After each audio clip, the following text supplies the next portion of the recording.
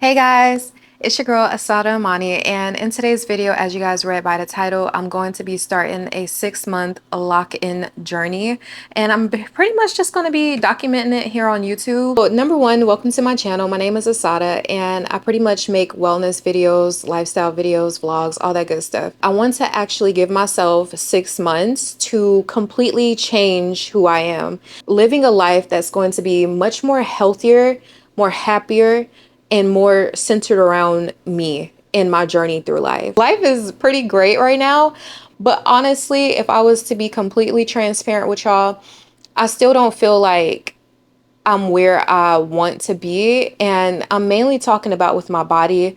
I'm mainly talking about with my finances. It's just like once you get somewhere, you have to give yourself grace. You have to give yourself a pat on the freaking back. But at the end of the day, it's also like you can always want more and always do better, you know?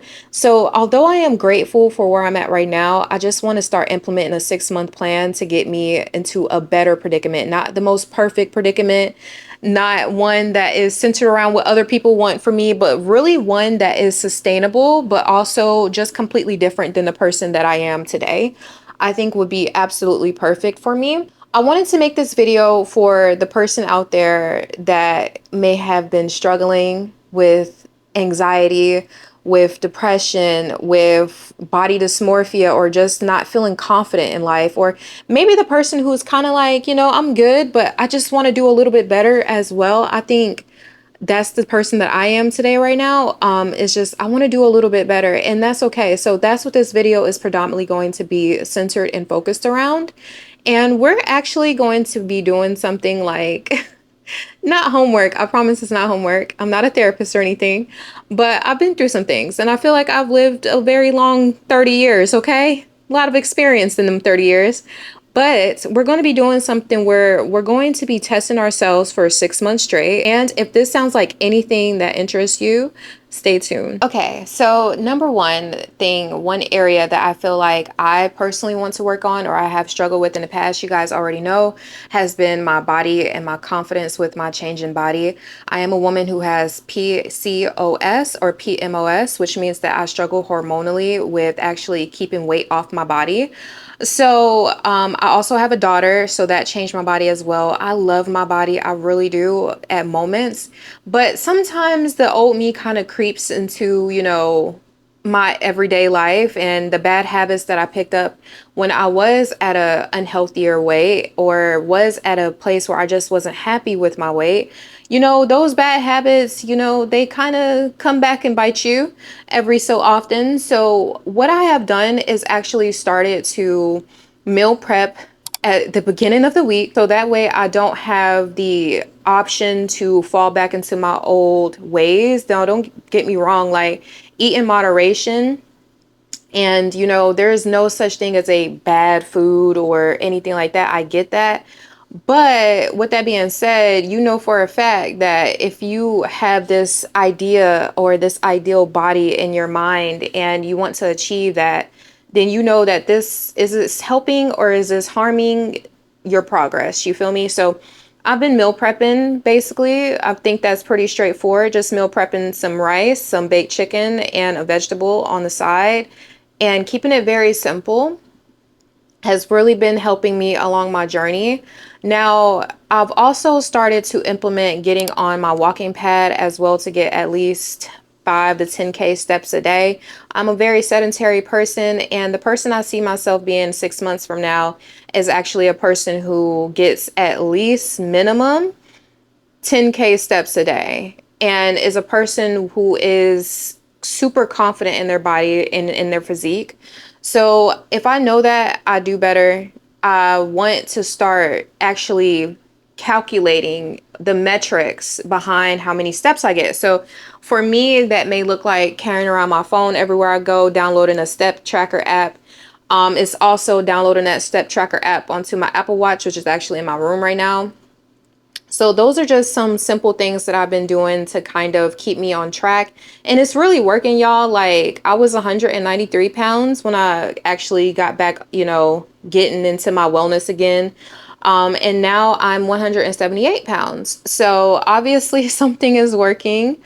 Also, I do take a GLP-1, as you guys know, but honestly, it's a lot more about the work that I'm putting in on my body as to why my physique looks the way it does, and it doesn't look deflated or too small or feeble or muscle preservation loss. Like, I actually make sure to weight lift every so often. I want to be way more consistent with that. I actually got back in the gym yesterday. It was really fun. But with that being said, it's all about making a plan and sticking to it. But it's also about the lifestyle that you see for yourself. And I think that if you actually sit down and be real with yourself, like if you know that you're not going to cut out a bunch of your sugary drinks because that's your lifestyle, like that's what you actually love, that's what you treat yourself to, then don't do a keto diet. You know what I'm saying? Like if you know you don't like leafy vegetables and this, that, and the third, and don't do a Mediterranean diet. Like I think that dieting is one of those things that is very tricky.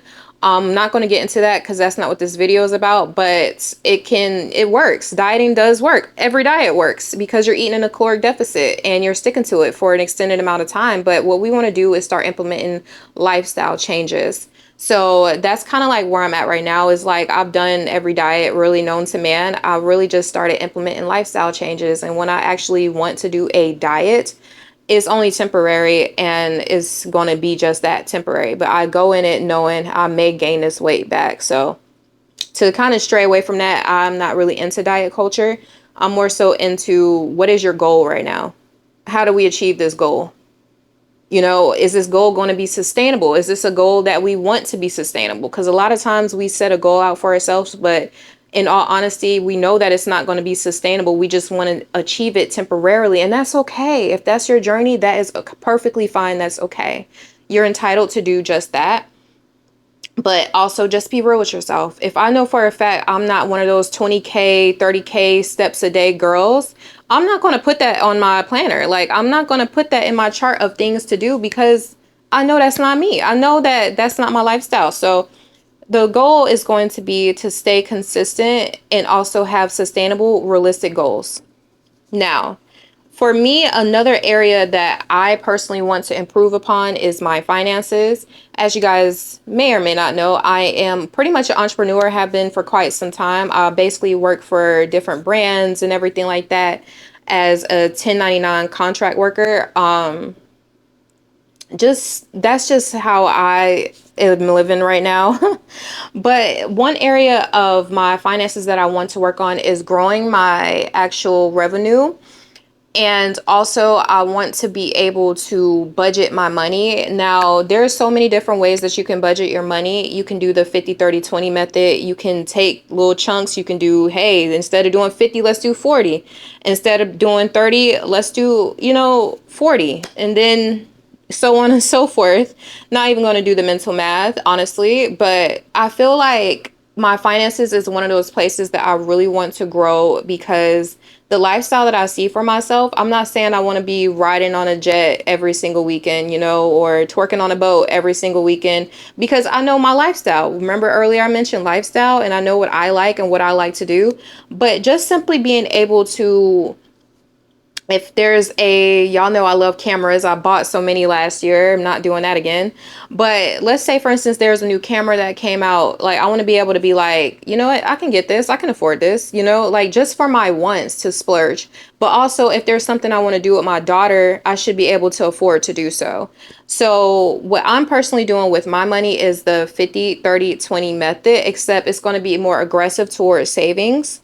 So instead of it being 50% towards bills like it usually would be, it will be 50%, maybe it should go towards savings instead. And just kind of flip them around how you want to do it, change the percentages how you want to do it, as long as it's in alignment with your goals. But generally speaking, it is 50% goes to bills, 30% goes into entertainment, meaning if you want to eat out, dine, things like that, and 20% goes into your savings and investments. So yeah, I definitely want to start actually getting to the point with my money where I can like donate money to charities. I think that would be so cool, like doing a back to school charity, or some type of event, giving back turkeys or giving children clothes, jackets, toys. I think that those are things that I'm passionate about in the community.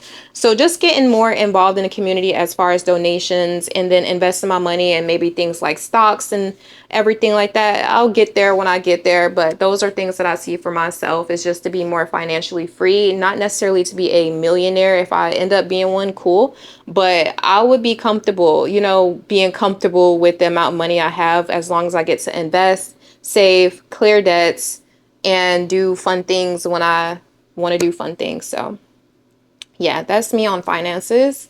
In the past, I've learned from my mistakes in my 20s, and if I had to give advice to somebody as it pertains to finances in their 20s as to what they should do, I would definitely recommend them do the 50-30-20 method and stick with it. I would also recommend for them to invest into a Roth IRA at a very young age, because by the time that they're 50, they'll more than likely be a millionaire.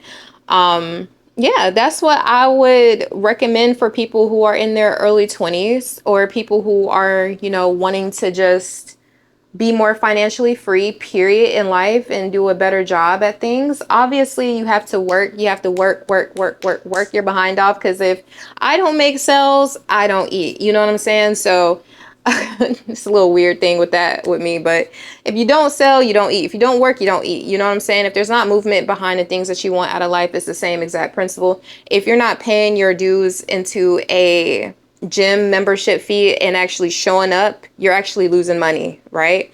So it's the same thing. You got to clock in with the gym. You got to clock in with the kitchen. You got to clock in with the people around you that you know and you love. You got to clock in when it comes to that bank account. And I just want to be a wiser person in general as it pertains to my health, because health is wealth. And the more I focus on my health, it actually benefits me, because it benefits you guys, which in return brings me, you know, some type of financial gain, hopefully from a brand or something who sees my videos. But yeah, I absolutely enjoy this stuff. I know I'm very passionate about health and wellness. I'm very passionate about my money. But I'm also at this point in my life, I think the last thing I want to talk about is my relationships with people. I am so passionate about meeting new people, helping people. I've always been a helper. I actually was in undergrad in the nursing program. I made it into the nursing program after doing my prerequisite classes.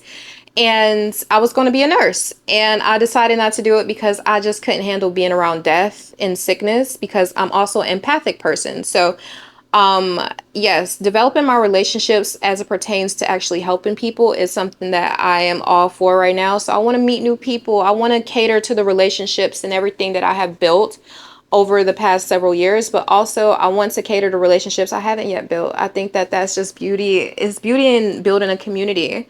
And with that comes the last thing that I want to talk about, and that is religion and spirituality. The more and more I grow in my religion with God, and the more I grow into my spirituality, the more calm and grounded I feel, the less stress I feel, the less anxiety that y'all know I struggle with for so long I feel. So my highly, if y'all don't take nothing that I've said throughout this whole video, my number one tip would actually be diving into your religion and your spirituality, just so that way you have that faith and that backing. If you're not able to afford a therapist or something like that, or you don't believe in therapy, cool, God is with you 24/7. You know, so that's just something that I'm doing. I'm not trying to push religion on anybody. It's just something I'm doing and what I want to do and lock in on for the next 6 months. With that being said, I think I have yapped enough. If you guys enjoyed the video, make sure to subscribe and leave a big thumbs up. I'll greatly appreciate it. And yeah, catch you guys next time. Bye.